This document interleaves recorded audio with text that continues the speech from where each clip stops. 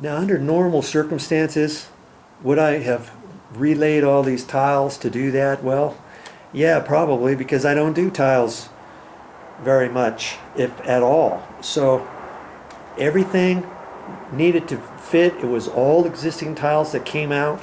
But mind you, this floor was caving in and everything was all cattywampus, and I wasn't quite sure exactly how things were lining up and where the flashing would have to go back and all that kind of stuff.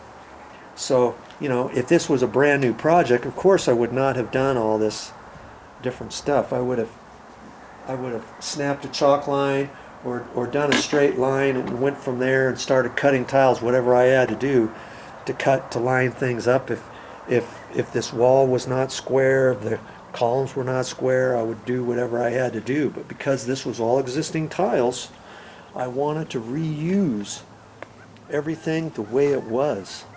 Okay? No sense for me to have to go to the store and get more tiles or something because one tile wasn't fitting or anything like that. Plus, I wouldn't even know where to get these tiles. You know, sometimes you've got to try to save the stuff you're pulling out, and that's what I'm doing. Now here's the other reason. Remember, I had the two tiles here I marked with the pencil. I got that one, and see, that one's marked with the pencil too. The other reason why I did that is because this dye lot color on these pavers is slightly different than these out here. You probably didn't even notice, did you? But see, they're slightly different. And so when you start taking existing things out, you want to put them back, always have kind of a plan, because they had to order those tiles from somewhere else, or maybe they got them and it was a different palette, a different lot number, and the color is just ever so slightly off. Okay, so that was the other thing. And on these tiles, I just wedge them up.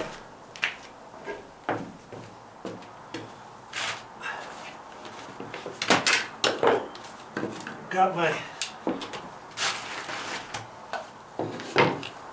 plywood, this, my heavy putty knife. Try to get it in there somewhere, maybe right there. Only have to go a little bit, then I can lift that up, get this under there, lift it some more.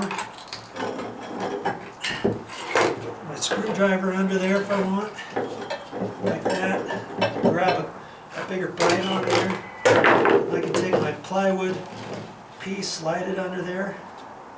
Voila.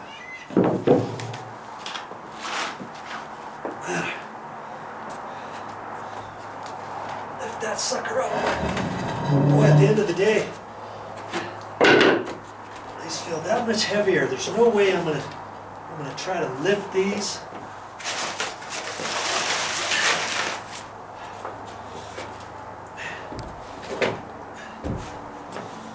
And I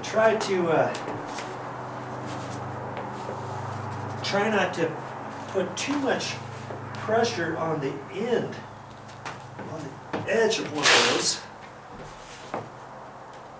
I can go like that, and I can tilt it all the way up, put it on the cardboard, tilt it, swivel it onto the cardboard.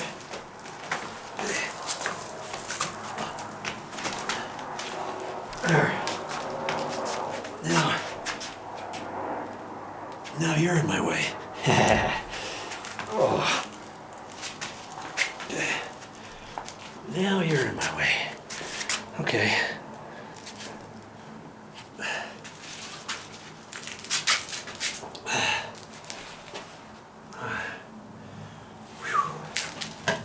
Now I can get it. If I had more cardboard, I'd put it on this too, but just be careful, you know.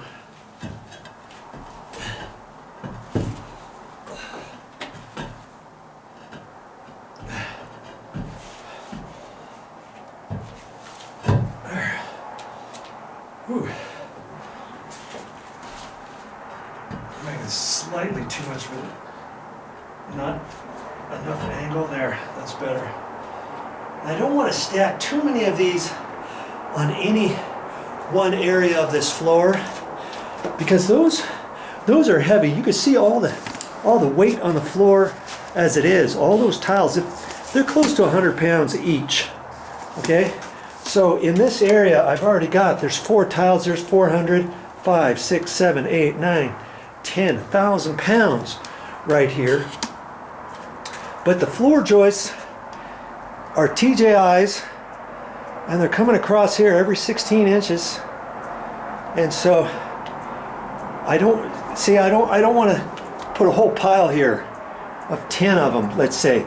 You've got all that load on one TJI. You're likely to crack that, break it, do something like that. So I'm splitting them. Even 3 is a lot. So I thought, I'm gonna go 2 here, and I've got 6 more kind of full tiles. So I'm gonna do 3 there, and I'm actually gonna put 3 over here, and then I'll put those cut pieces. Those are still heavy. Those are probably 75 pounds each. I'm gonna put those 3 up over here. Stack them out accordingly. You know, I probably should only have 2 tiles in every location. So maybe I should take that 3rd tile and move it over here.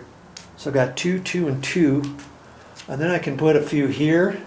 And I can move this chair and lean some up against there. Maybe 2 different rows, because I've got at least 6 more full tiles. So 2 there, 2 there, 2 there. There's 6. Okay?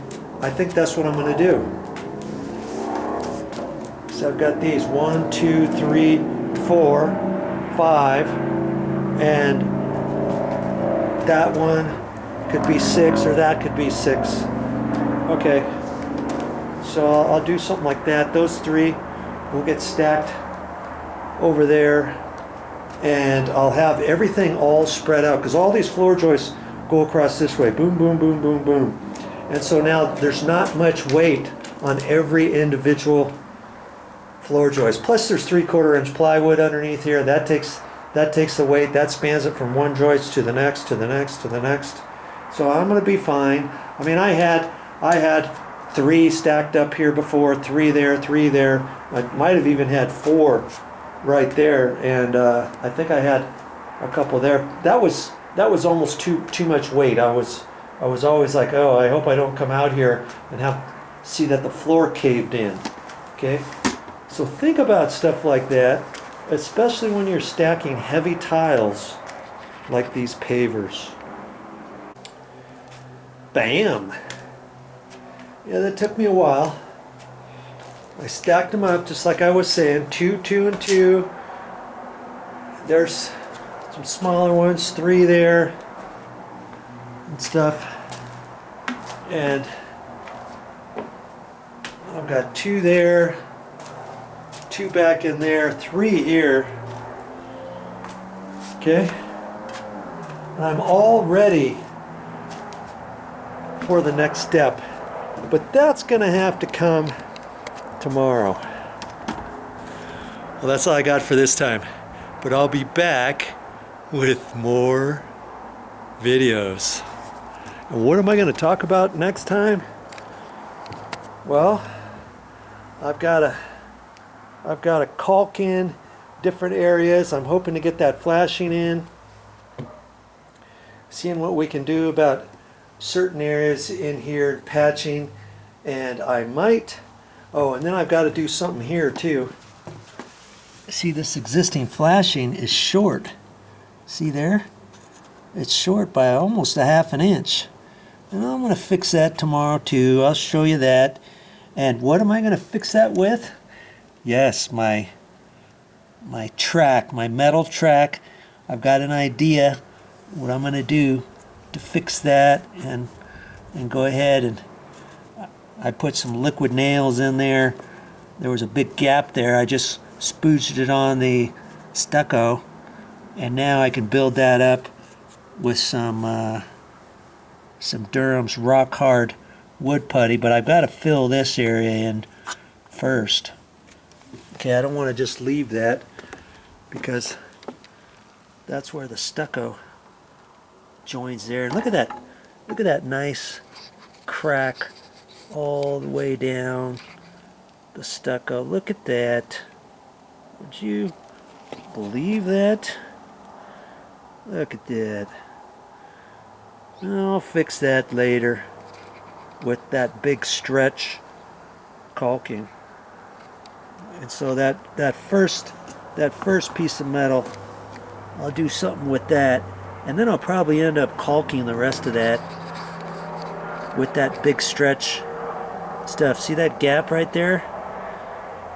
Yeah, I'll probably, I'm not sure what I'm going to do to fix that, but that's something I can do. All that I can do after I get this floor done. So one thing at a time. Don't stress yourself out. Just look at one step at a time, and we'll work on that together tomorrow. See you then.